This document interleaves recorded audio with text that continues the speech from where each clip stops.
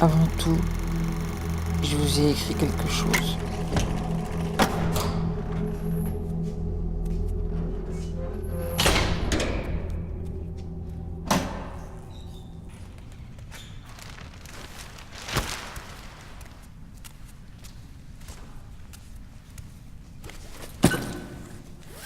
C'est une lettre et il faut absolument que je vous la lise.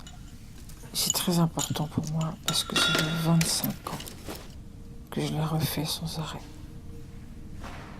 Ça fait 25 ans que j'attends ce moment, cette rencontre, enfin notre rencontre.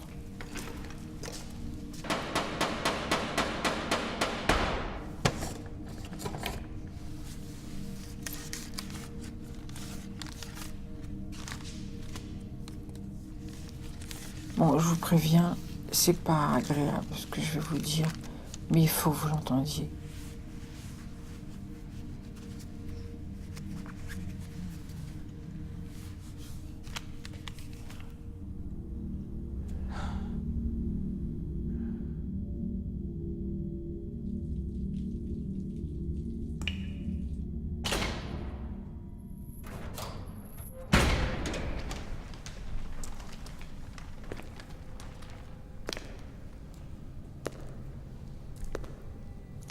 Vous auriez jamais dû naître. Qui vous a laissé venir sur Terre? Vous auriez dû crever à la naissance.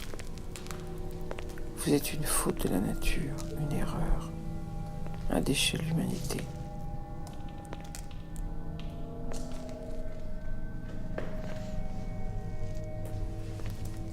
Je vous souhaite tout le malheur et toutes les souffrances du monde. Tu es l'ogre qui fait peur aux enfants, aux parents.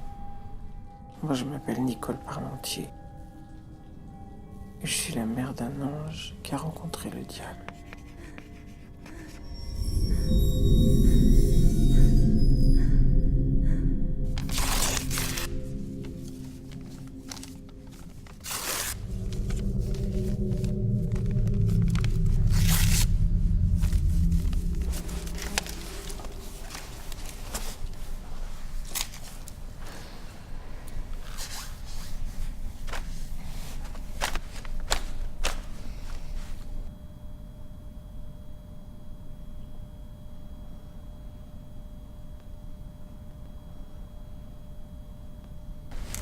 Alors maintenant, je vais vous poser des questions. Voilà, mais il faut vraiment tout me dire. Hein. Je vais essayer. Mais je sais que j'ai fait une grosse connerie. Qu'est-ce que vous avez dit là? Une grosse connerie.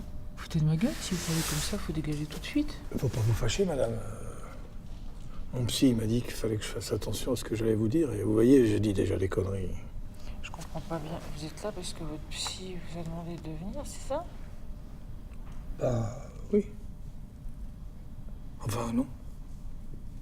Un peu des deux, quoi.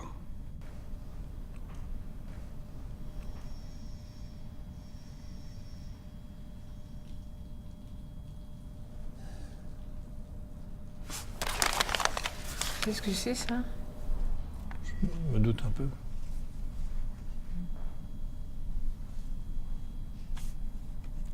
Qu'est-ce qui vous a pris d'envoyer des lettres à mon fils? Bah, c'était comme un besoin. Pour pas crever, quoi.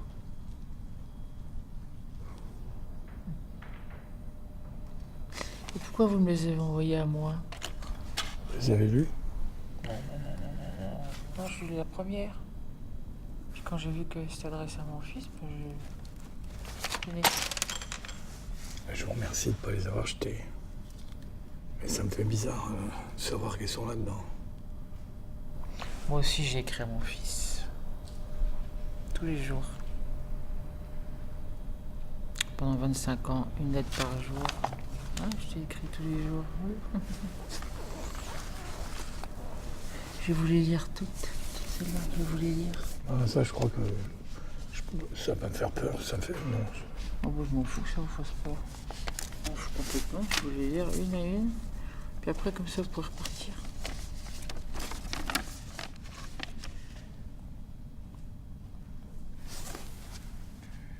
Mon chéri, ça fait 1 an que l'ogre a pris ta vie. Tous les jours, tu le sais, je vais sur ta tombe.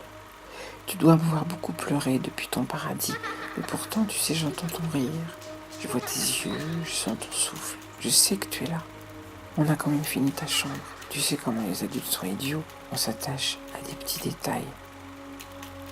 Tu te souviens que je t'avais disputé parce que tu avais dessiné un horrible monstre sur le muret de la salle à manger? Et bien depuis que tu es parti, je l'ai gardé. Oui, je l'ai gardé comme un temple sacré. Tout comme ton mot que j'ai encadré, que je caresse, comme si c'était les veines de ta propre chair.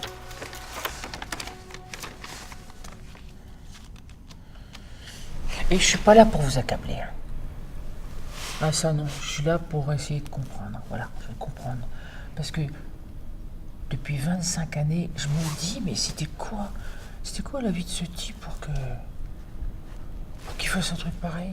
Mais vous le savez, au procès, l'avocat, il a tout dit. Je m'en fous de ton avocat. C'est vous que je veux entendre, monsieur Goubert. Voilà, vous comprenez? Voilà, spécial ma vie. Puis mon enfance. Et je vous demande pas s'il y a quelque chose de spécial. Je vous demande que vous me racontiez ce que vous avez fait quand vous étiez petit, votre famille, voilà. C'est votre famille, c'est ça.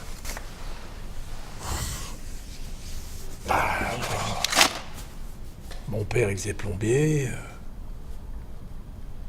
Puis pour un patron, ma mère, elle faisait les ménages. Et puis pour des gens. Puis voilà, qu'est-ce que je peux dire d'autre? Vous êtes fils unique, non? Ah oui, vous le savez, ils l'ont dit au procès. J'oublie. Mes parents, ils ont eu 4 garçons. Moi, je suis le dernier, je suis le minot. Puis ma mère, elle a eu une fille 1 an avant ma naissance. Continuez, allez, c'est bien. Ah oui, bah quoi, elle est morte à la naissance. C'est la mort subite du nouveau-né, là, qui respire plus.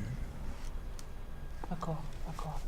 Et puis alors, bah, mes parents, ils voulaient absolument avoir une autre fille après ça, et puis c'est moi qu'ils ont eu. C'est tout.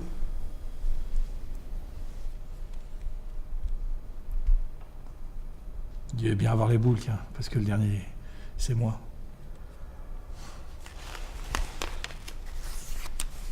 Le dernier, vous dites le dernier comme si c'était le dernier de la classe, c'est ça? Bah oui. Moi, j'ai jamais été bon à la communale. Hein. Mes 3 frères, eux, c'est pas pareil. Ils étaient doués, ils savaient suivre. Mes parents, ils étaient fiers d'eux. Hein. Pourquoi? Personne n'était jamais fier de vous? Ah ouais, personne. Enfin si, j'exagère, il y a mon frère Patrice. Il avait gagné une caméra dans une tombola. Et puis, bah, il faisait des petits films, il n'arrêtait pas. Et comme c'était le copain de la fille du patron du Cinoche, là, une petite métisse qui se la racontait pas mal d'ailleurs, celle-là. Voilà. Il me faisait faire des petits films. Il m'avait dit tous les deux que j'avais une gueule. Moi, ça m'a fait plaisir. Puis alors, puis après, ça... Moi, ça va. On a bien vu se foutre de ma gueule tous les deux, tiens, quand j'y repense. Pourquoi vous y retournez alors? Pourquoi vous continuez à faire ça? Parce qu'il y a au moins quelqu'un qui s'intéressait à moi. Mon père est tout foutu à la poubelle. Il disait que c'est de la merde qu'on avait fait. Puis c'était tout fou et que le cinéma, de toute façon, c'est fait pour les tarlouses, tout ça.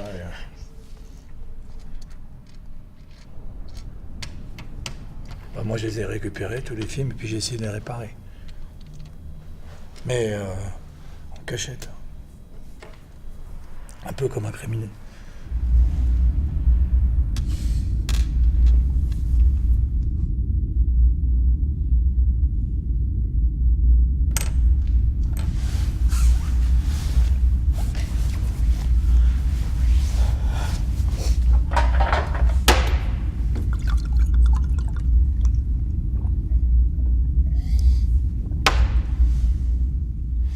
Et l'école? Quoi? Quoi? L'école, ça se passait comment à l'école? Bah, je m'ennuyais, moi. J'attendais que ça s'arrête, que je puisse m'évader. Pour aller où? Bah, foutre le camp, respirer. Je voulais être quelqu'un d'autre, moi.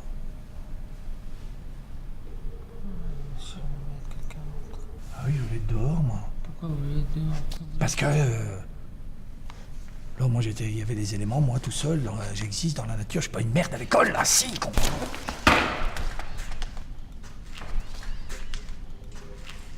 Mes parents m'aimaient pas, je pouvais pas m'aimer, voilà, c'est tout. Comment on peut s'aimer quand ses parents, ils vous aiment pas? Puis j'ai été gravement malade quand j'étais gamin, moi. Je faisais des crises d'épilepsie. Mon père, il aimait pas ça, mais ça m'empêchait pas d'en faire. Je suis tombé une fois comme ça, paf, dans le coma 4 jours. Et alors, ils sont pas occupés de vous, papa? Il aurait mieux fallu qu'il me laisse crever, non, après ce qui s'est passé. Ben oui. Puis après ça, bah, j'étais anxieux.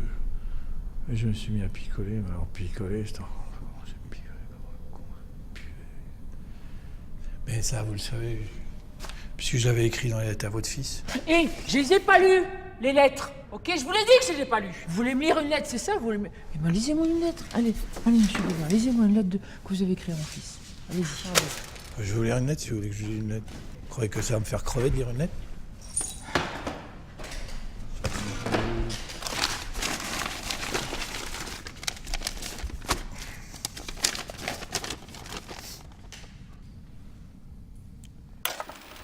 Cher Olivier, souvent je repense au film que je faisais avec mon frère.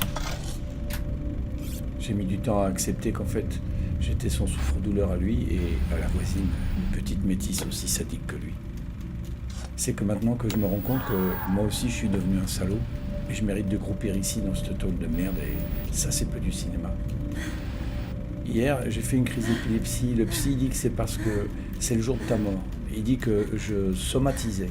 Je connais pas ce mot, mais j'ai compris que c'est à cause que je me sens coupable. Bah oui, gamin. Je me sens coupable parce que t'es plus là et que t'avais l'air gentil. Pour une fois qu'on était gentil avec moi. Je suis vraiment qu'un pauvre con.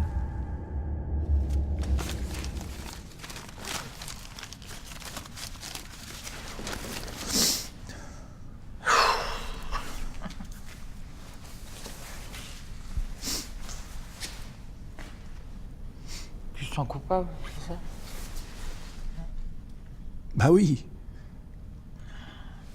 Mais c'est trop tard, hein. C'est fini, ça sert à rien, ça sert à rien. Je sais que je me suis puni moi-même. T'avais pas de copain, je parie. Non, aucun. J'étais trop timide.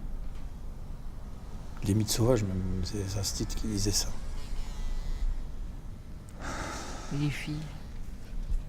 Les filles, Les filles.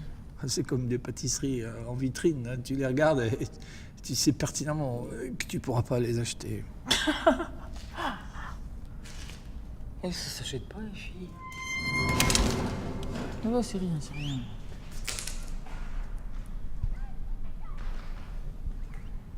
C'est les filles. Et les garçons, alors vous voulez aussi les acheter, les garçons? Mais non, ça n'a rien à voir. J'aime bien les garçons quand même, ça.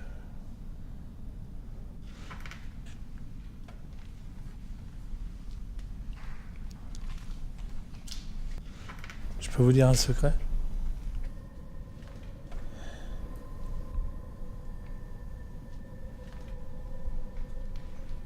Quand j'avais 6-7 ans,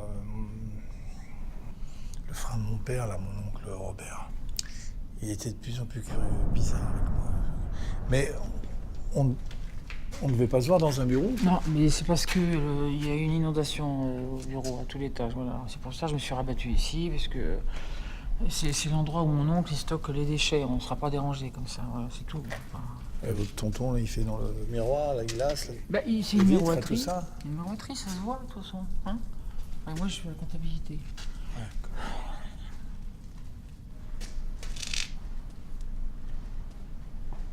Au début, c'était un jeu. Hein.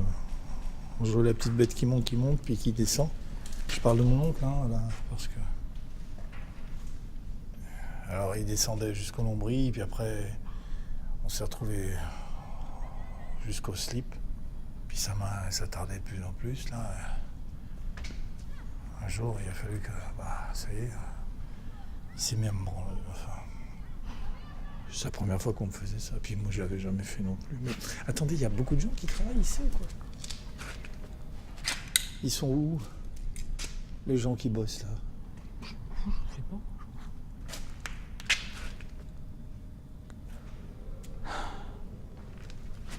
Puis il a voulu que ce soit moi qui lui fasse, alors j'ai dit à mon père, il m'a dit t'es un cochon de penser des trucs pareils, mon frère, non mais c'est quoi ces histoires? Et,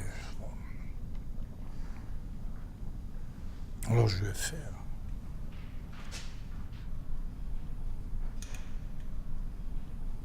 C'est la première fois de ma vie que je raconte ça.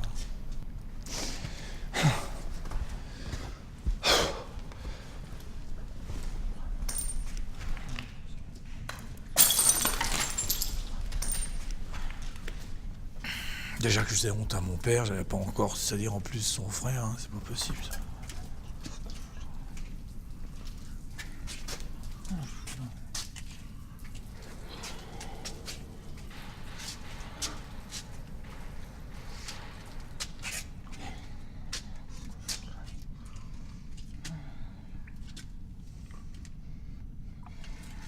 Bon, il faut qu'on avance là. Hein.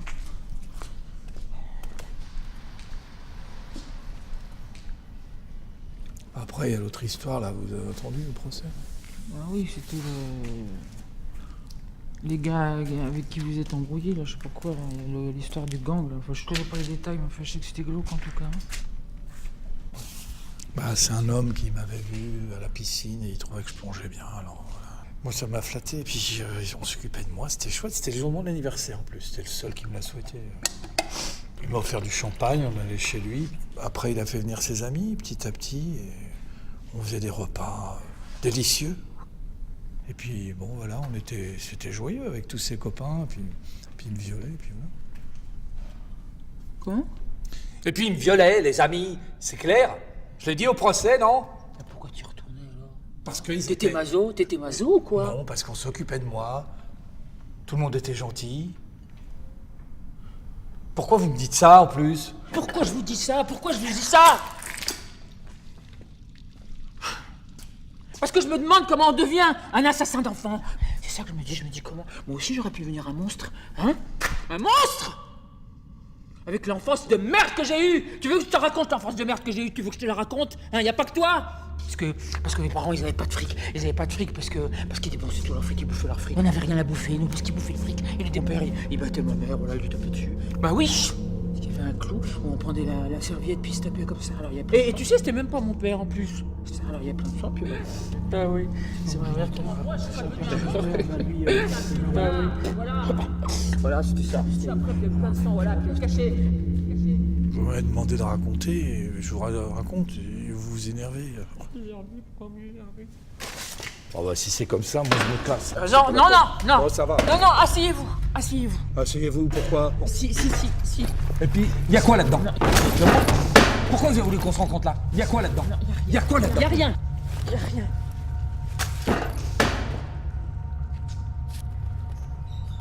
Asseyez-vous.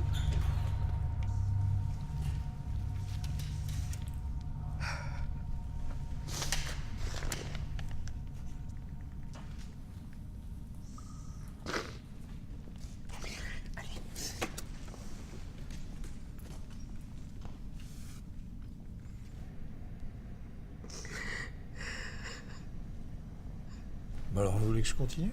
Oui, s'il vous plaît. Voilà, c'était des gens sympathiques, là où j'étais tout le temps. Ils s'occupaient de moi. Je les suçais, ils m'enculaient. C'est que là, vous voulez entendre, je le dis, hein, c'est comme ça. Ils payaient. Une fois, il y a un type qui est venu, il voulait des trucs plus poussés. Hein. Et puis il m'a donné un coup de poing dans le ventre en disant, si tu fermes pas ta gueule, moi je vais dire à tout le monde ce que tu fais avec les autres, là. Je vais le dire à tes parents. Alors moi j'ai pris une lampe en fer, je l'ai foutu dans la gueule et il saignait sur le tapis de l'autre là. Vous savez quoi la meilleure, c'est qu'ils m'ont foutu dehors les autres là. Ils ont dit on veut plus te voir et surtout tais-toi. Et 2 jours après, vous savez quoi? 2 jours après, on l'a retrouvé crevé, cette espèce de merde. connard de merde, là, de notable. Et s'il avait pas fait ça, peut-être qu'on serait pas là tous les deux, voilà. Ah oui. Ah oui, c'est lui le grand coupable. Mais qu'est-ce qui me prouve que c'est pas des conneries, tout ce que vous dites? Mais pourquoi vous voulez que je vous raconte des conneries? Vous croyez que je suis venu ici? Pourquoi? Je suis venu pour vous parler, merde!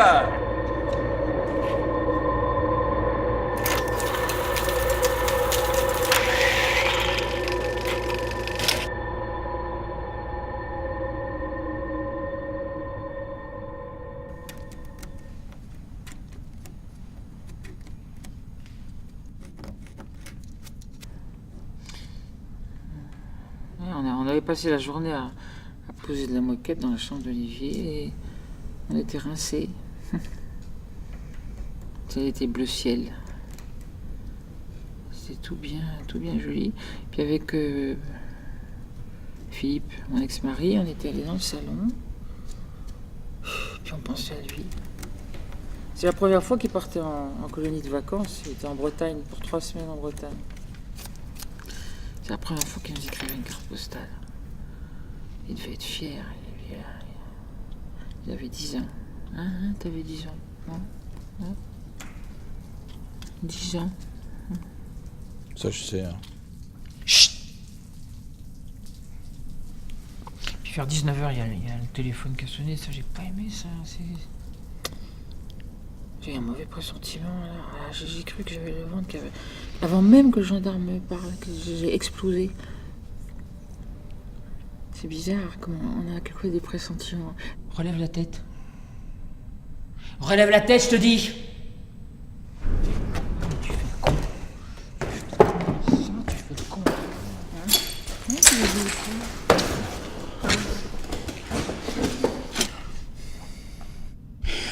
On a foutu le camp de la maison.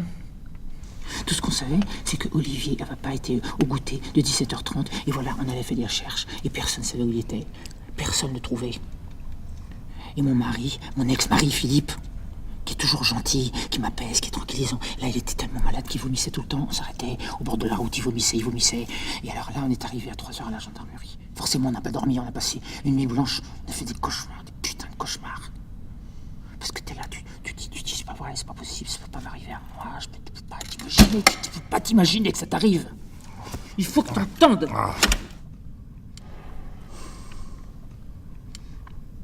Et puis à un moment donné, le jour s'est levé. J'aime pas quand le jour se lève, j'aime pas ça. Et puis là, ils ont commencé les recherches, les gendarmes, ils cherchent. Et puis nous, on essaie de les aider. Puis à un moment donné, il y a un gendarme qui arrive. Il est en face de moi, là. Il vient vers moi. Comme ça, je savais ce qu'il allait me dire. Il avait la gueule complètement détruite. Je savais ce qu'il allait me dire. Je voulais qu'il foute le camp. Je voulais me réveiller, c'était pas possible. Tu sais ce qu'il m'a dit? Tu sais ce qu'il m'a dit, le gendarme? Madame, on a retrouvé votre fils. On l'a retrouvé. Il est enterré. Dans le bosquet, là-bas. Comme un chien. On a cru que c'était un chien.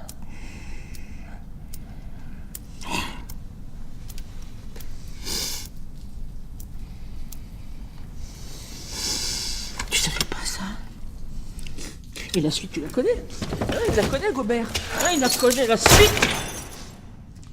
Ah mais non, il la connaît pas. Oh, que je suis con. Mais non, il la connaît pas. Non. Alors après, c'est ma mère. Elle a eu un cancer. Voilà, un cancer fulgurant. Elle a été emportée en ski. Allez, putain, allez, plus de mère. Allez. Et puis alors oui, il y a un autre truc. C'est mon mari. Voilà, mon mari, il a divorcé. J'étais là comme ça, à parler tout le temps. Olivier, Olivier qui est là. Parce qu'il est là tout le temps, de toute façon. Alors il s'est dit, comme t'as pour taré, la vieille. Alors voilà, il a divorcé. Voilà, plus de mari. Allez, c'est le festival de merde. Voilà, allez, on divorce au festival de merde.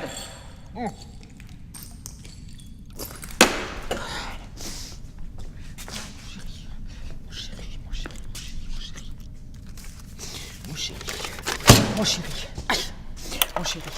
il faut pas que tu en veuilles à ton papa. Les hommes sont fragiles derrière leurs muscles et leurs masques. Il y a des milliers de fêlures qui ont cassé en 1000 morceaux le cœur et la tête de ton papa. Moi, j'aimais bien quand il était là, ton papa. Parce que je voyais la forme de tes oreilles, le même petit menton en forme de lui. Mais je voyais plus le mari ou l'amant.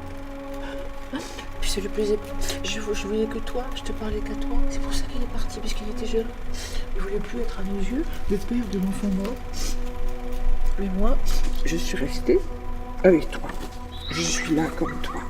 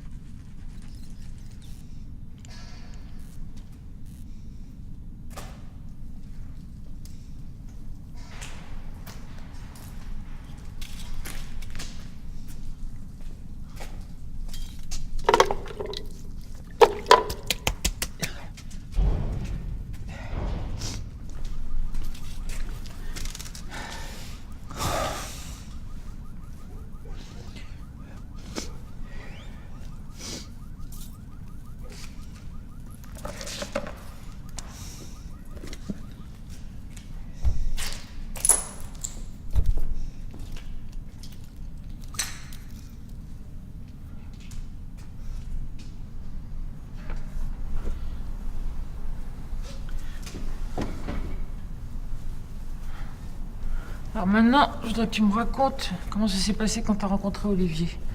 Voilà, et pas toutes ces conneries que tu as dit au président des assises, hein, mais vraiment tout dans les détails. Voilà.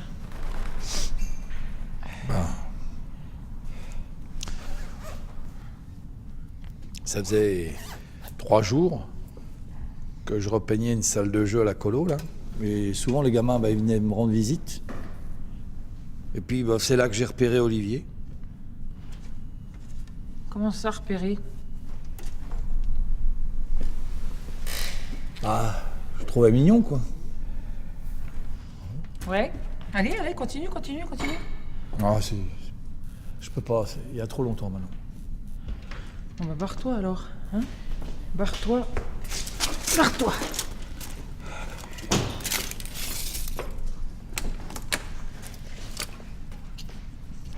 Je voudrais être mort.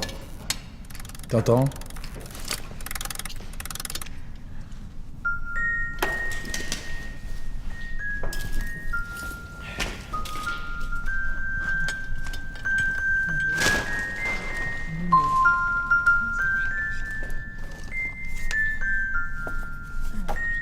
Petit polichinelle. Petit polichinelle. Regarde.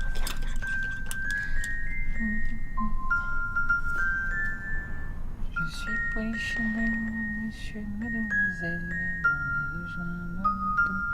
Et je prends des effets grosses avec mes bosses. Je suis un bon garçon, c'est polichinelle.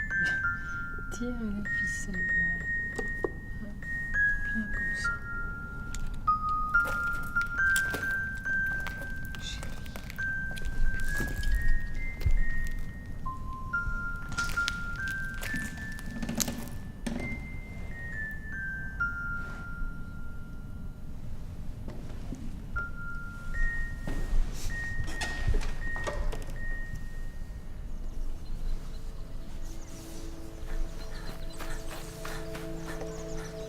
Pourquoi tu viens me voir, toi? J'ai perdu ma casquette. Pleure plus, on va la retrouver. Bah oui, c'est que j'y tiens, moi, ma casquette. Elle est de quelle couleur? Elle est bleue, avec un chiffre dessus, là, jaune, c'est 11. C'est une casquette de baseball. On va aller la chercher dans le bois. T'as dû la perdre quand vous êtes sortis ce matin.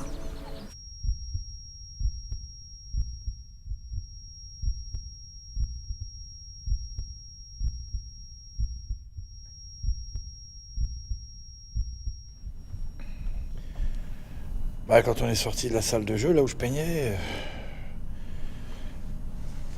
quand je lui ai pris la main, ça m'a fait tout drôle. Puis on est arrivé au petit bois, là, on a cherché, on trouvait pas la casquette. Puis d'un coup, c'est monté en moi comme ça, d'un coup. Ça m'a fait tout drôle. Encore plus que quand je lui ai pris la main. Alors là, je n'ai pas pu me retenir. J'ai attrapé, quoi. comprends pas. Parce qu'il vous faisait confiance. Il s'est mis à crier. Moi, je voulais pas qu'il crie. J'avais peur qu'on nous entende. Alors moi, j'ai pris une pierre, là, une grosse, quoi, quand même. J'ai pas réfléchi. Vous l'avez tapé. Vous l'avez cassé la... Vous l'avez frappé la tête. Ah oui. Et quand vous avez pris la pierre et que vous avez tapé sa tête, il n'y a pas... Enfin... Vous n'avez pas pensé à lui? Non. Vous n'avez pas pensé à sa vie, à sa famille? Non. Et à vous n'avez pas pensé à vous? Non. À votre famille? Non. Vous avez pensé à quoi alors? Qu'il se taise.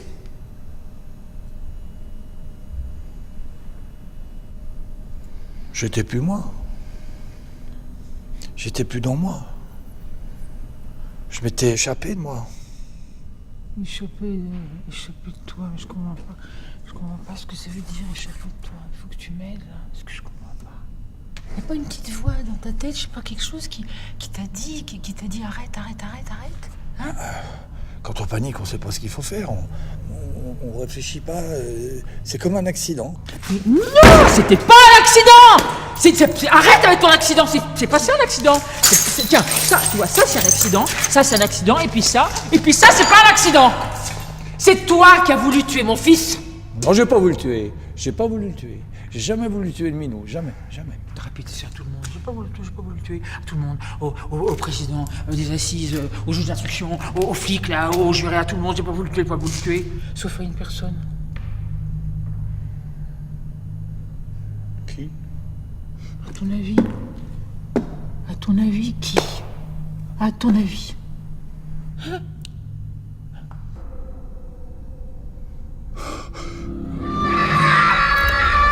L'autre midi, j'ai trouvé une souris dans mes épinards. Tout le monde s'est foutu de ma gueule.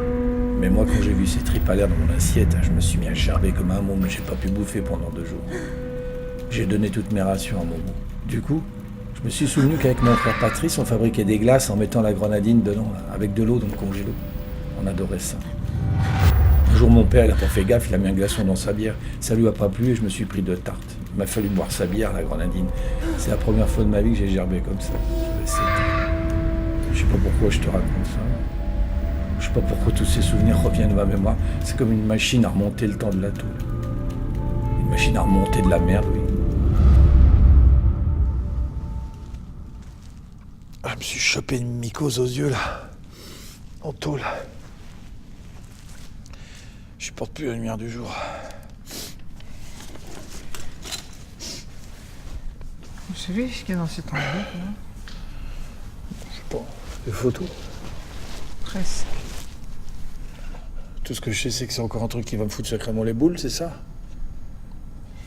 C'est la carte postale que Olivier nous a envoyée 2 jours avant. Voilà, je veux que vous la lisiez. Ah non, ça, je veux pas. Non. Ça, vous pouvez pas m'obliger, hein? Moi, je veux. Non. Moi, je veux. Non, vous pouvez pas m'obliger. S'il vous plaît. Si je relis ça, c'est comme si je le revoyais encore une fois. Et comme si c'est pire que les lettres, ça. C'est pire que les lettres. Je veux que vous le lisiez, ça. Je préfère que vous me pétiez la gueule, là. Cassez-moi la gueule. Pétez-moi la gueule. Trop facile. Oui, c'est facile. Ça, c'est facile aussi. C'est facile. Ça, c'est facile, ça. Oh! Arrêtez ça, arrêtez. Ça suffit. Arrêtez. Ça sert à rien, ça. Ça sert à rien. Vous croyez pas que j'y repense pas, moi?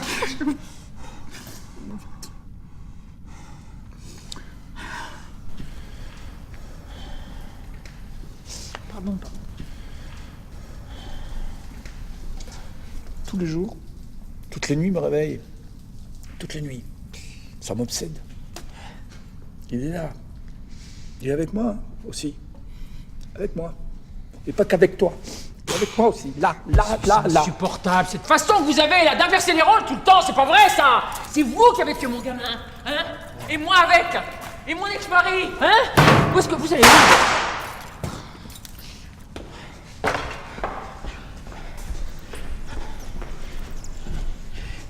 Vous avez pas compris pourquoi j'ai jamais pu reprendre une vie normale, hein? Vous avez pas compris pourquoi j'ai jamais eu d'enfant, hein? Vous avez pas compris ça? Pourquoi j'ai jamais pu avoir d'autres enfants? Parce que je suis morte. À 30 ans, je suis morte. Plus personne. Voilà, c'est fini. 30 ans. Ah oui, puis je suis toujours morte, Toi, tu dis que t'es en prison, là, t'étais en prison, t'es sorti. T'as bien de la chance d'être sorti. Parce que moi, j'y suis toujours en prison. Toujours là, je suis toujours en prison. Alors, monsieur fait une scène pour une carte postale, mais un peu de dignité, merde!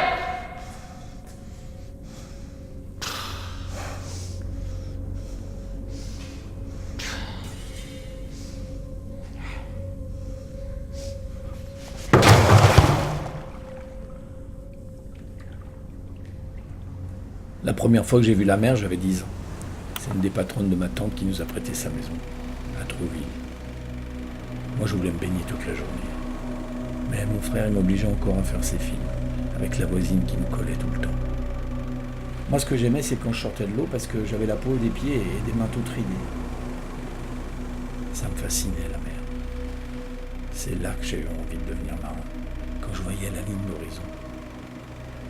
Mon psy dit que c'était la ligne de fuite et qu'il fallait régler ses problèmes avant de partir, parce que la merde, on l'emmenait toujours avec nous. Et il n'avait pas tort quand j'y pense. Vous savez comment on appelle la réclusion à perpétuité? La peine de la mort lente.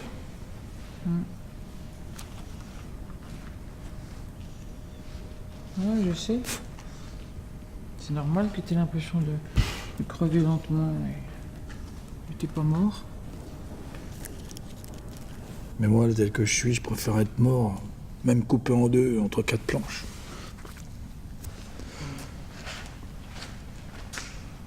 Ça servira à rien que tu sois mort.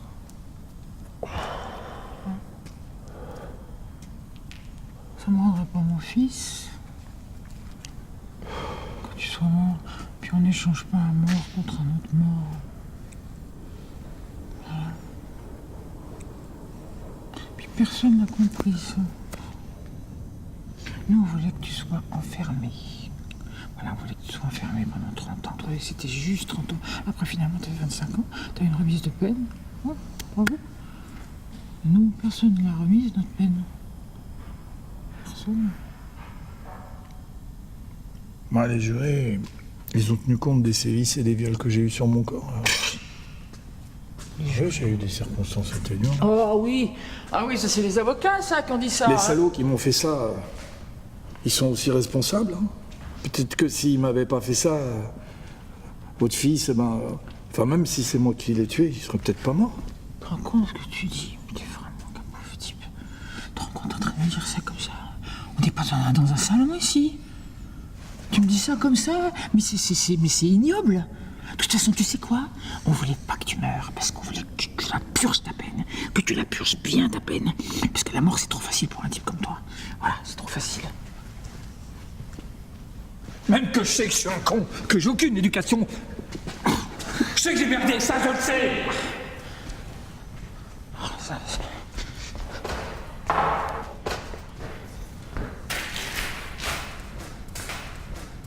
t'as bien appris ta leçon avec tes docteurs? Tu n'as rien appris ta leçon avec tes docteurs. Hein? C'est ça que je suis qu'un pauvre con, Oui, je suis qu'un pauvre con, c'est vrai. Mais on s'en fout de ça. C'est même pas que t'es pas intelligent, c'est que si t'as pas de conscience, t'es vide en fait.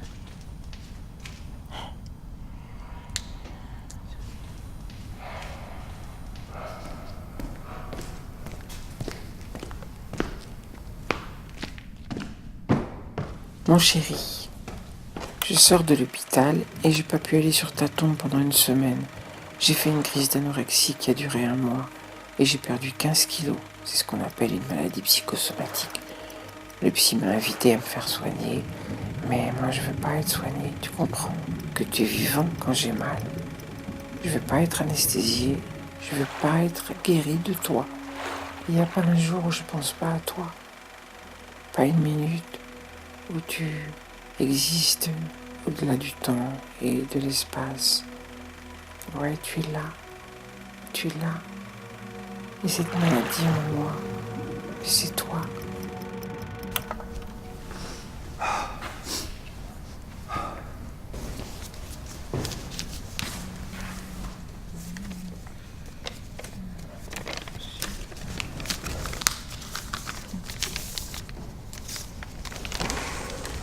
Je peux vous dire quelque chose?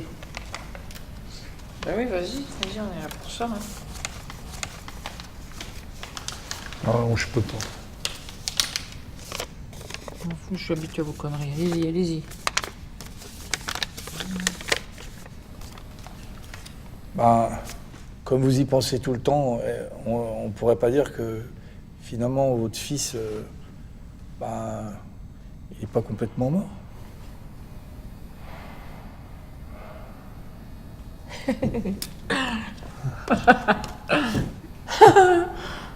Ah mais de quoi il se mêle, là, il va dire des trucs comme ça, non mais... De quoi je me mêle? De quoi? Tu comprends rien, toi, de toute façon? Il comprend rien. Qu'est-ce que t'es? Ah oui, il comprend rien. Qui c'est lui, hein? Hein, mon amour? Qu'est-ce qu'il sait de la vie, lui? Qu'est-ce qu'il sait de... Quand t'étais là, quand t'étais dans mon ventre, t'es là. Et puis à un moment donné, ben, il est là devant toi. Il te regarde comme si t'es la personne la plus précieuse pour lui, là. Puis t'as peur pour lui, t'as peur qu'il se fasse mal, t'as peur tout le temps, tu t'inquiètes comme une idiote. De toute façon, il est pas mort, il vit. Je l'entends pas. Je l'entends pas. Je vais entendre quand il rit, c'est bien quand il rit. Puis j'arrive pas à le toucher, ça, je vois qu'il est là. Tu vois, il est là, il est dans... Mais je peux pas le prendre, je peux pas toucher sa peau. Je peux pas toucher sa peau.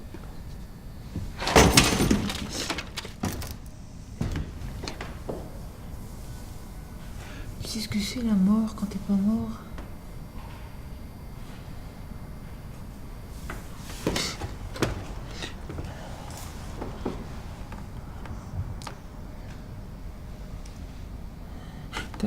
Il y a deux côtés. D'un côté, t'as un très grand trou noir comme ça. Puis c'est béant comme ça, c'est vide, c'est le vide, c'est partout comme ça. Puis t'as envie que ce vide il vienne comme ça, comme une vague, et puis il t'aspire. Comme ça, tu serais plus là.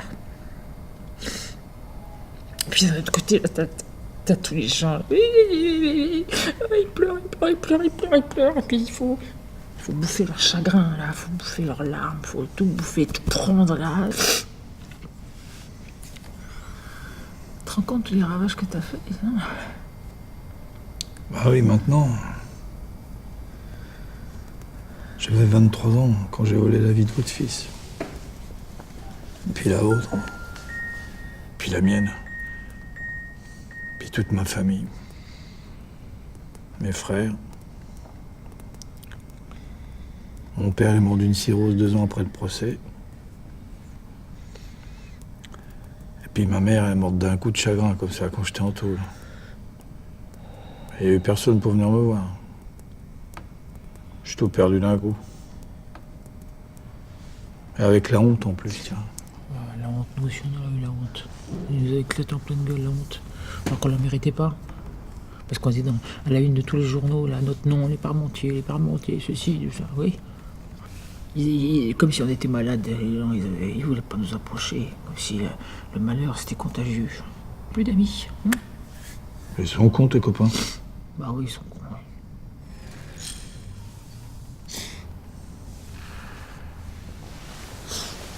De toute façon, après la mort d'Olivier, chacun fait comme il peut. Ouais. Et moi, j'avais remarqué un truc, c'est que tous les gestes... tous les gestes de tous les jours, laver, repasser, tout ça, tu sais, tous ces trucs qu'on fait là tout le temps, ben ça anesthésie. Anesthésie? Oui, ça anesthésie la tristesse. T'es moins triste quand tu fais tous ces trucs là, tout le temps les mêmes. T'as déjà pris des antidouleurs? Bah ouais, quand j'ai mal quelque part. Ouais, ça fait ça fait comme un antidouleur, ça anesthésie la tristesse. Hein? Philippe, je voyais bien qu'il m'en voulait. Parce qu'il pensait, c'est à cause de toi que le petit il est mort, parce que c'est toi qui as eu l'idée de l'emmener en colonie de vacances. J'entendais, je savais qu'il pensait ça, et de toute façon il avait raison de penser ça, c'est de ma faute, c'est arrivé. Ah non, c'est pas votre faute. C'est des conneries, ça.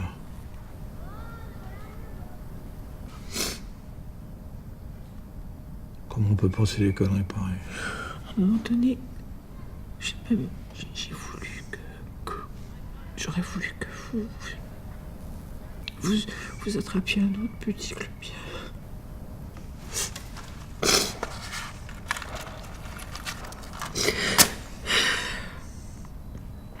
C'est monstrueux, c'est ça? Mais non, c'est pas monstrueux du tout, ça se comprend. C'est normal.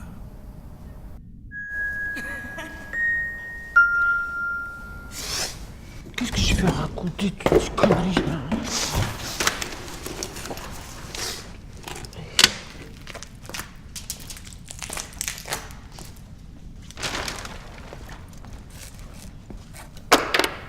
Je sais pas si c'est à cause de mon dernier tatouage, un gros serpent sur l'épaule. Mais j'ai fait un cauchemar cette nuit. J'ai rêvé que des milliers d'insectes tombaient sur moi dans mon lit. Et je pouvais pas crier parce que sinon les bestioles me seraient rentrées dans ma bouche. Mais en vrai, j'ai gueulé comme une bête, il paraît. Momo, mon voisin de cellule, il m'a balancé un verre d'eau dans la gueule. Je me suis mis à chialer comme un gamin. C'est drôle. Ça m'a rappelé un truc bizarre que j'avais tourné avec mon frère Patrice. Mais je sais plus quoi exactement. Le psy veut toujours que je lui parle des films de mon frère, mais moi j'aime pas. Bon, faut que je te laisse, c'est l'heure du courrier.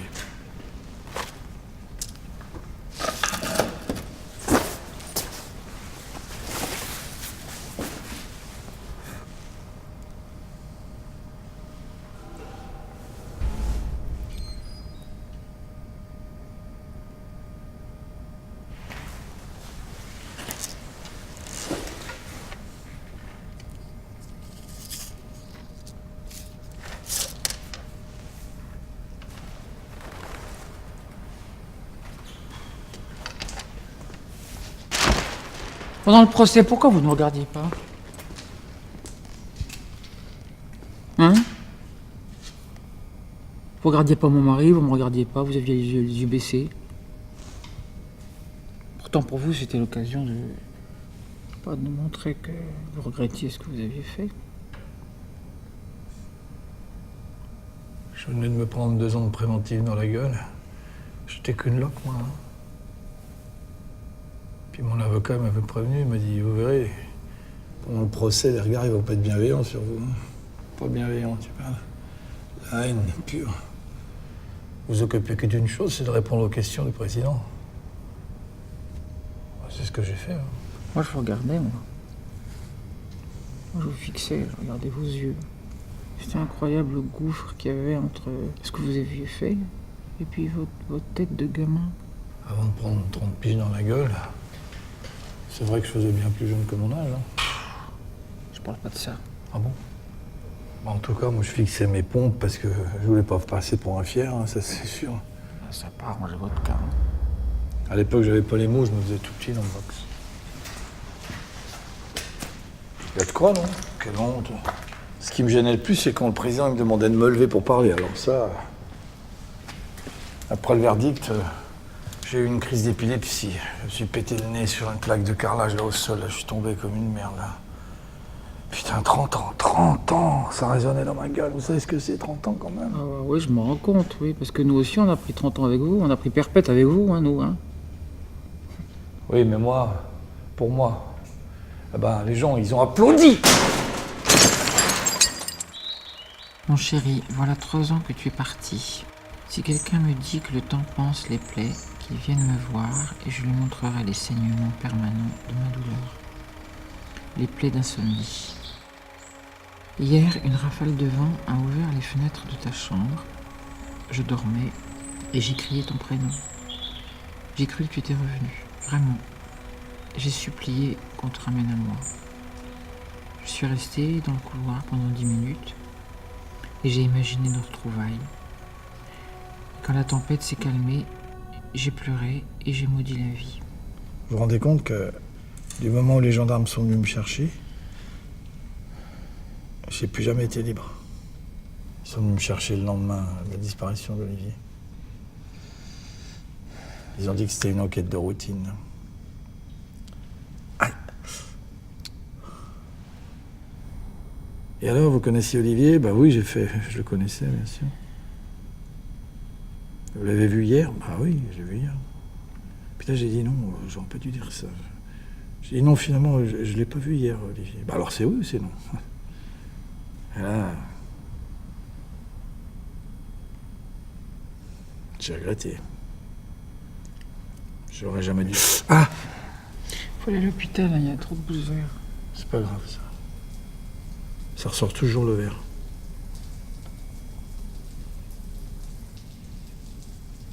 Puis après, ils m'ont plus lâché.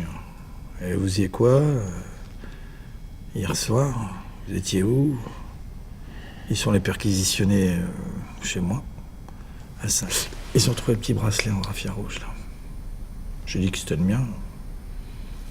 Ils ont essayé de me le mettre, il était beaucoup trop petit. Puis ils sont allés tout de suite à la colo, là, et ils ont demandé si des gamins l'avaient déjà vu, ce bracelet-là, bien sûr. Il y en a 3 qui ont dit oui, c'était à Olivier, quoi. Tellement dégueulasse que tu l'aies volé, ce bracelet. C'est incroyable. Comment t'as pu faire un truc aussi minable? Mais je vais pas voler son bracelet, j'ai dit à tout le monde et personne n'a jamais voulu me croire. Quand on est sorti chercher sa casquette dans le bois, je lui ai dit tiens, il est joli ton petit bracelet. Il m'a dit bah oui, on vient de le faire ce matin aux travaux manuels. Et il savait quoi? Bah il me l'a donné pour me remercier de chercher sa casquette avec lui. Moi je l'ai mis dans ma poche comme ça machinalement. Ah, je vous jure, c'est la vérité ça. Ah, je te crois, je te crois. Il était tellement généreux, mon petit gars.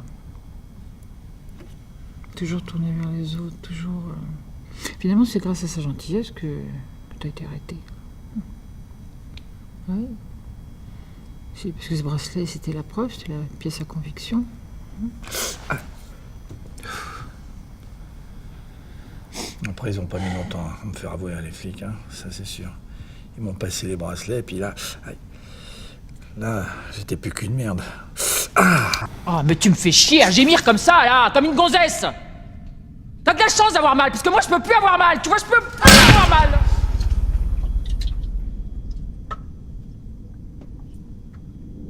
Il vous faut de l'alcool, hein, sinon ça va s'infecter. Je suis immunisé contre la douleur, je vous l'ai déjà dit. Oui, je sais.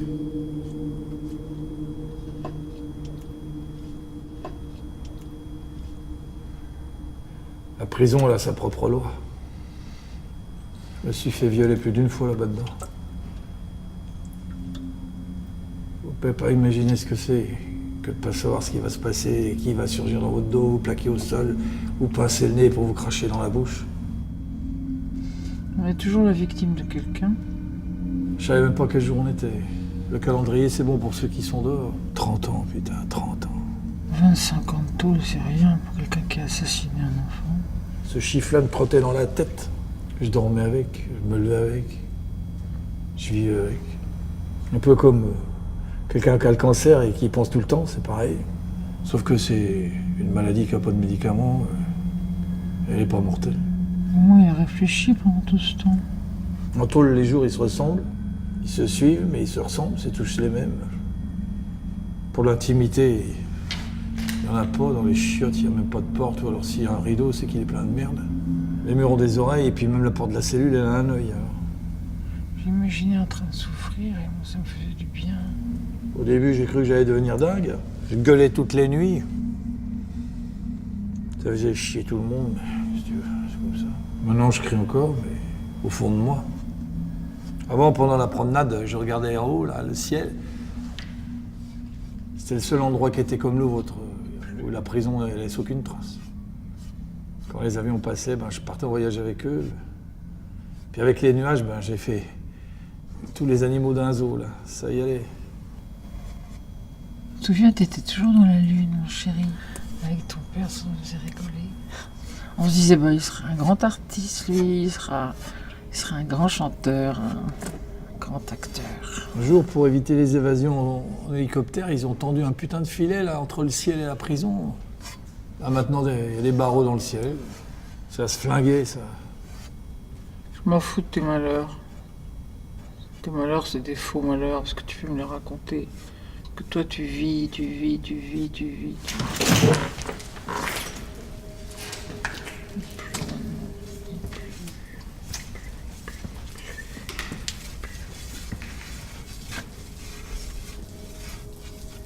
peux me buter maintenant, si tu veux, tu sais. Ça serait tellement mieux pour tout le monde si j'étais mort. Mais Sylvie, l'infirmière, elle m'a dit « Monsieur Gobert, le suicide, c'est pour les lâches. » Et puis, elle m'a parlé longtemps, gentiment. Du coup, j'ai chialé. Moi, je croyais qu'on pleurait seulement quand on était triste.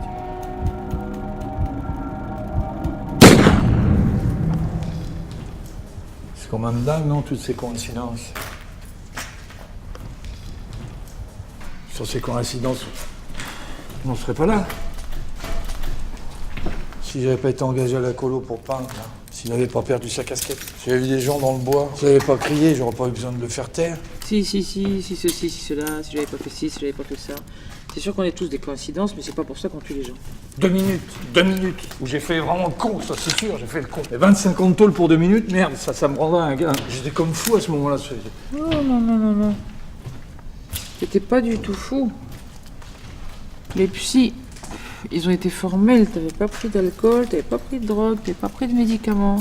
T'étais responsable. C'était pas moi, c'était mon double qui a fait ça. C'est pas vrai, c'était pas ton double. C'est ton simple, c'est toi.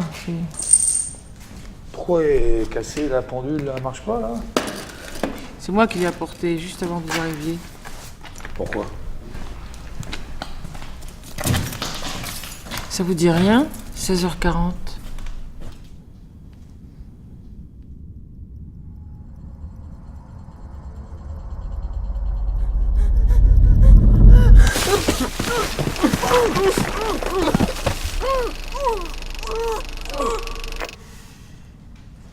Qu'est-ce que vous allez faire maintenant? Qu'est-ce qui me prouve que je n'allais pas recommencer? Mais j'étais suivi en prison, quand même. Hein?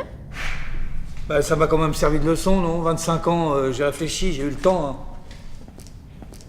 Vous savez que statistiquement parlant, il y a un risque sur 4 que vous recommenciez la même chose. Il y a un risque sur 4 que vous retombiez sur un petit garçon dans 1 an, dans 10 ans, dans 20 ans. Comme Olivier, que vous recommenciez vos horreurs. Vous savez ça? Mais moi, je veux pas retourner en tôle. Mais je te parle de victime et toi, tu me parles de prison. Mais... Madame, je regrette ce que j'ai fait. Ça a été affreux ce que je vous ai fait vivre. En plus de ce petit garçon, je vous jure que je ne recommencerai jamais. C'est ça que je voulais que vous me disiez.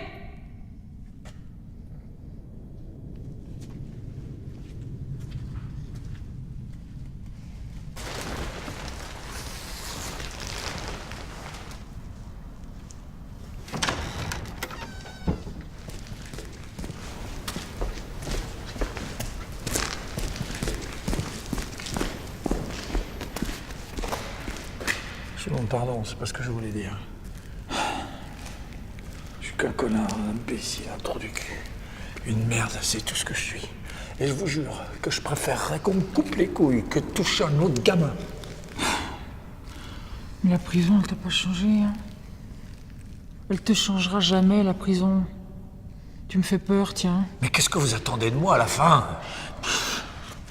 Je sais pas, moi, que t'arrêtes de te comporter comme un lâche. Voilà ce que j'attends.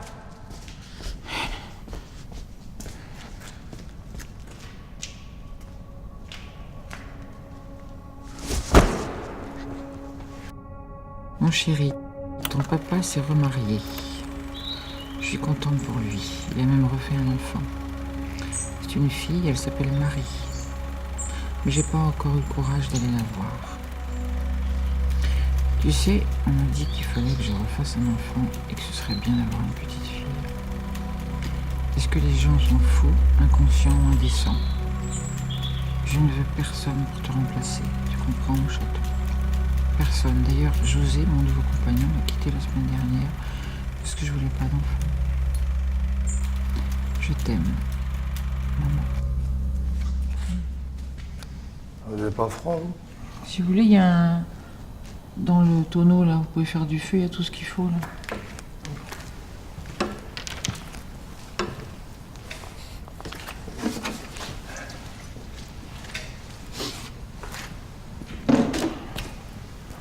Alors qu'est-ce que vous allez faire maintenant? Hein, quoi? Qu'est-ce que vous allez faire maintenant alors? Bon, je me fais pas d'illusions. Hein.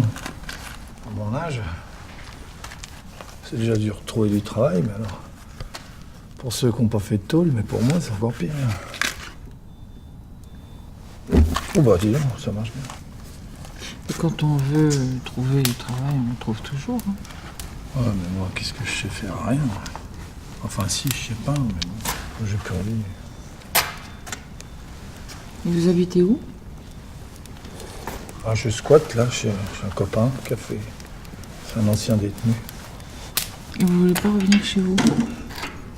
Chez moi, il est pas de chez moi. Mes parents sont morts, puis mes frères ils m'ont oublié. Hein. Ça fait 25 ans que je les ai pas vus. Même Patrice, alors. De toute manière, j'ai jamais été chez moi nulle part. Je suis un bagnard, moi. Non. Arrêtez avec ça. Arrêtez, s'il vous plaît. Oh, on dirait les feux d'artifice, c'est sympa. Oui, arrêtez, allez, reposez ça, sinon ça va mal finir. De toute façon, c'est déjà fini. Hein. Oh non, c'est pas fini. Ça finira jamais. Mais vous m'avez toujours pas dit, là, qu'est-ce que vous allez devenir? Parce que vous pouvez devenir quelque chose, quelqu'un, vous.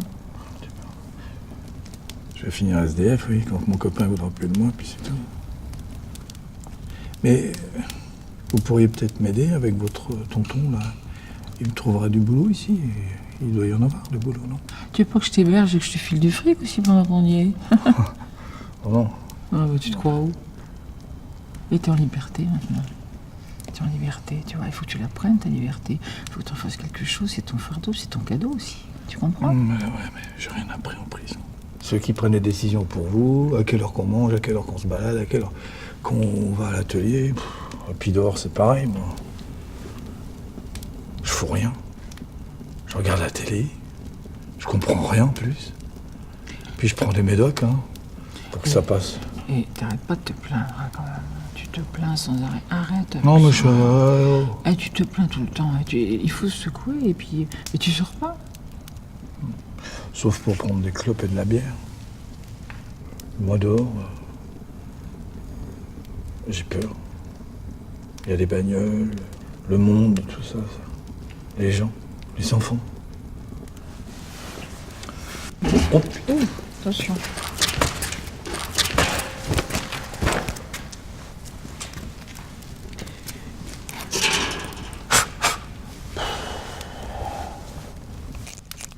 J'ai reçu une lettre d'une belle-sœur à moi. Elle s'appelle Catherine. Et c'est la nouvelle femme de Patrice. Je savais même pas qu'il avait divorcé, mon grand frère. Elle a dit qu'elle veut me rencontrer. Elle m'a envoyé une photo de toute ma famille, mes frères, mes belles-sœurs et mes neveux. Ça m'a fait un choc. Imagine-moi, le chien galeux, le raté de service. On va venir me voir. Une femme que je connais même pas. Je suis content. Et en même temps, ça me fait peur.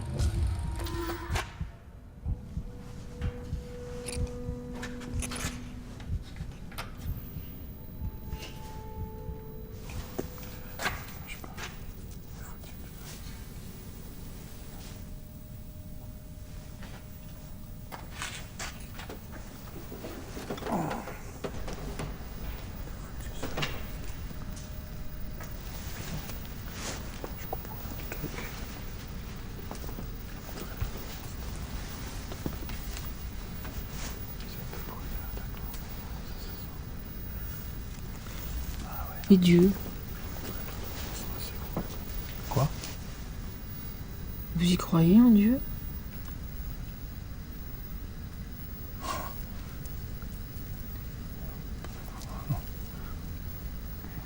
Vous devriez essayer. Ah ouais? Comme on essaie une bagnole. Je croyais que Dieu, il pourra changer ma vie de merde. Oui. Oui, la foi, ça peut rendre meilleur. Ah bon?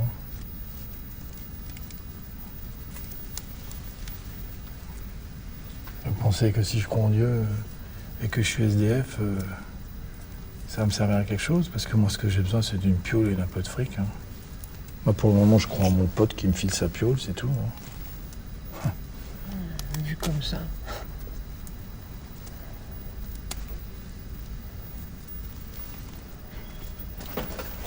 Peut-être que...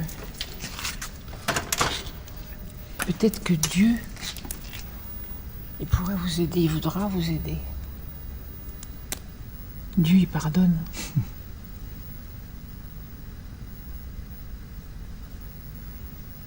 Mon dernier co-détenu, c'était un prêtre pédophile. Il parlait de rédemption tout le temps. Il avait les yeux remplis de foi comme ça. Quand on le regardait, on avait envie de croire avec lui. J'ai appris la semaine dernière, là. Il s'est pendu dans sa cellule. Tu parles d'un miracle. Ouais, mais non, mais ça c'est... Il faut pas tout mélanger. Vous avez plus rien. Et croire, ça pourrait vous aider à avoir envie de continuer à vivre. Et le médicament de la dernière chance.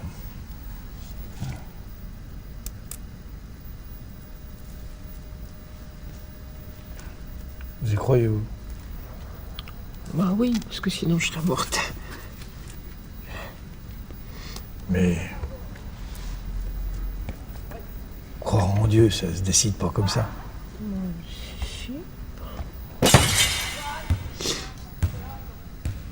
C'est quoi ce truc-là? C'est rien, c'est des gamins qui jouent, c'est rien.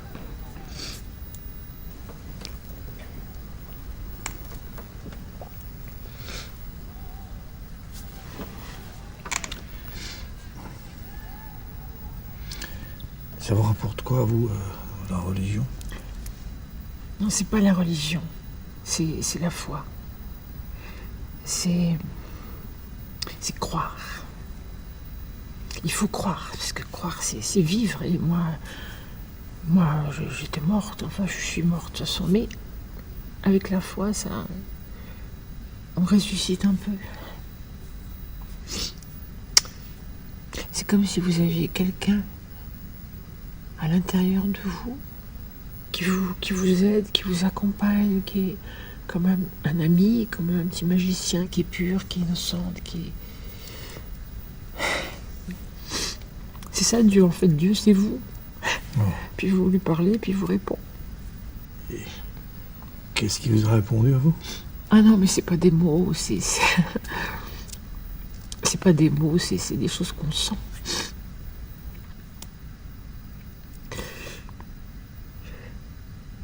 Par exemple, là, cette petite voix, je la sens. Et elle me demande quelque chose.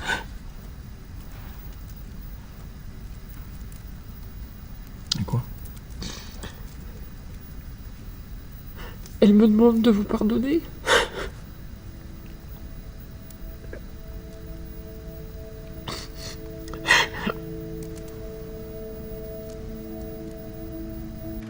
Mon chéri, aujourd'hui tu as 15 ans. Tu vas jouer au foot et tu as une petite copine. J'ai croisé Manon. Tu te souviens, vous étiez amoureux à l'école. Elle est vraiment jolie, mais elle me fuit quand elle me voit. Mon chéri, laisse-moi t'acheter ces baskets trop chères et ta première cravate. Laisse-moi te sermonner parce que tu es revenu trop tard. Je veux qu'on se dispute. Je veux que tu aies des mauvaises notes au lycée. Je veux que tu sois en colère contre moi. Je veux que tu fasses des bêtises. Je t'aime, maman.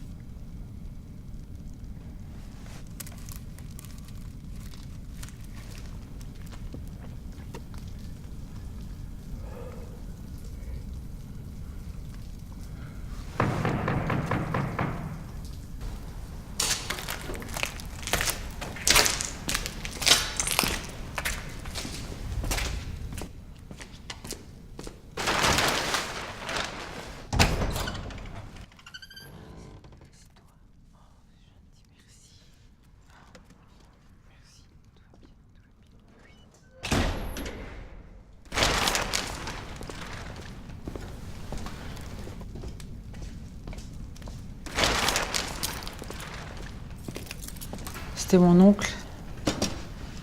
Il nous a apporté de quoi manger. Tout le monde est parti. Ah bah, gentil votre oncle.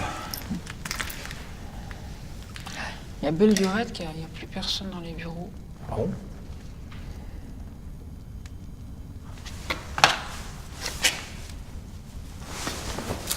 Et on doit partir? On doit tous partir.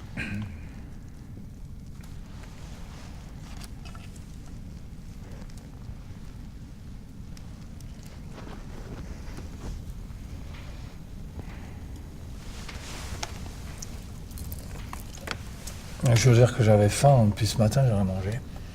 Mais j'ai pas osé demander.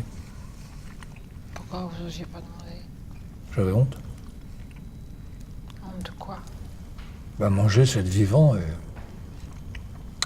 J'ai honte d'être vivant. Vous savez bien.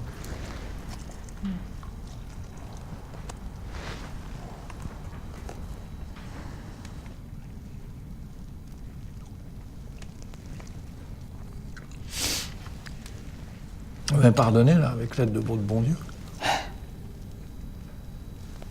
J'essaye, hein. J'essaye vraiment. On a l'impression que c'est impossible. C'est comme si on marchait vers l'infini puis vous n'arrivez jamais à l'atteindre. C'est comme ça le pardon. Alors, quelquefois j'y arrive. Tout d'un coup je me réveille et puis tout est lavé, tout est pur, tout est... Oh, ça fait du bien. Puis là je vous coupe la tête.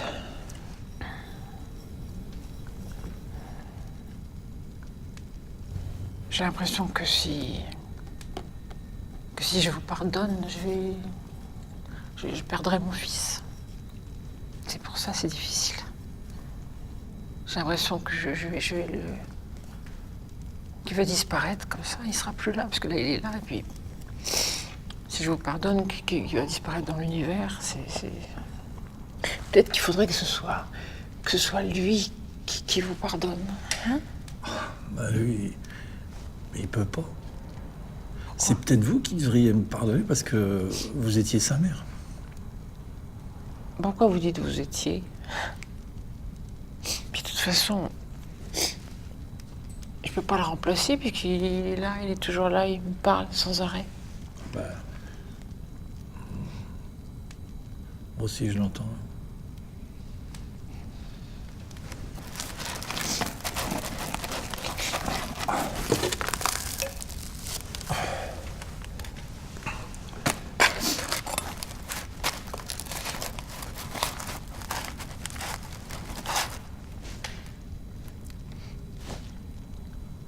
J'ai cru que vous vouliez que je vienne pour me zigouiller.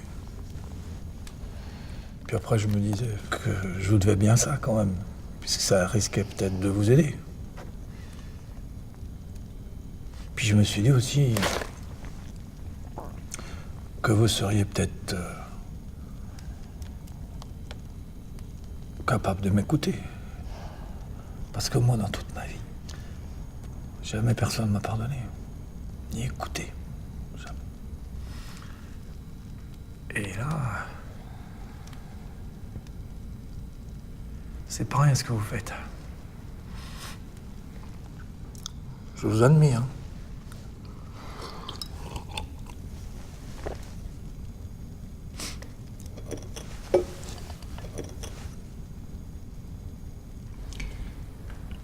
Mon chéri, j'ai proposé à ton assassin de le rencontrer. Je me demande ce que t'en penses. Est-ce que j'ai le droit? Est-ce que c'est bien? Est-ce que c'est mal? Je sais pas. C'est un besoin. Quand j'ai commencé à lui écrire, un rayon de soleil est venu taper sur la balançoire du jardin d'enfants, tu sais, à côté de ma chambre. Je me suis dit que c'était un signe. Et puis, le prêtre Georges est toujours vivant et c'est lui qui s'est occupé de ton oraison funèbre. Il a dit que ma démarche était belle. Tu crois? En tout cas, si j'ai la force de le faire, sens que tu es avec moi. Je t'aime, maman.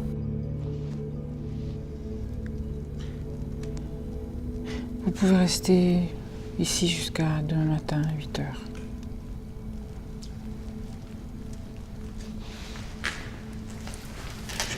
J'ai peur que vous partiez.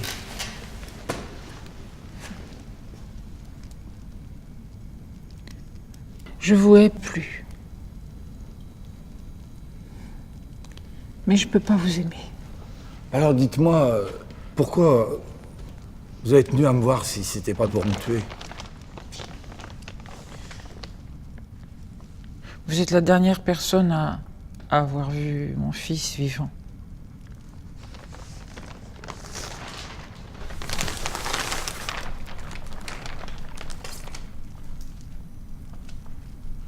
Peut-être que j'arriverai un jour à vous pardonner.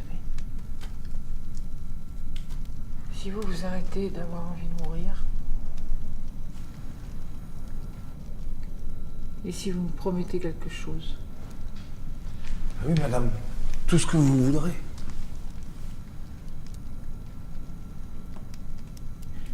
Si vous me promettez de vous pardonner à vous-même.